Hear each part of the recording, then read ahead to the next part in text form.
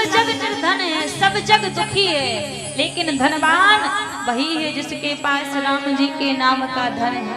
भगवान के नाम का धन जिसके पास जीवन में है वही संसार में सुखी है। और इस संसार में कोई सुखी नहीं है, सब दुखी है। किसी को कोई दुख है, किसी को कोई दुख है, क्योंकि संसार का दूसरा नाम दुखालय है। ये जो कलिकाल है, कलयुग है, इसका एक दूसरा नाम है दुखालय।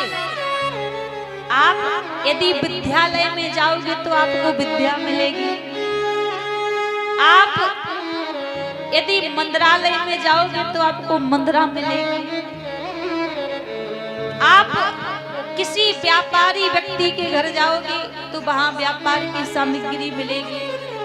अब ऐसे ही कोई सुखालय में जाएगा तो वहां उसको सुख मिलेगा, और वैसे ही कोई दुखालय में जाएगा तो उसको वहां से दुख मिलेगा। अब आप सोचो कि आप सुखालय में जाओ और दुखी होने की कामना करो तो वहां दुख है ही नहीं, आपको मिलेगा ही नहीं। उसी प्रकार जो दुखालय में बैठा हुआ है और सुख की कामना कर रहा है तो वो एकदम मूर्ख है, एकदम पागल है। क्योंकि दुखालय में जब सुख है ही नहीं तो सुख उसको मिलेगा कहां से? जिसके पास जो चीज होगी वो वही तो आपको देगा। इस संसार में, इस दुखालय में दुख ही दुख भरा हुआ है, तो यहाँ पर दुख ही मिलेगा भैया, सुख मिलने वाला नहीं है। तो संसार का दूसरा नाम ही दुखालय है। सुख यदि संसार में कहीं है तो सुख केवल मात्र परमात्मा के श्री चरणों में सुख है, भगवान के चरणों में आनंद है। जो आनंद सिंधु सुख राशि, श्री करते त्रिलोक सुपासी।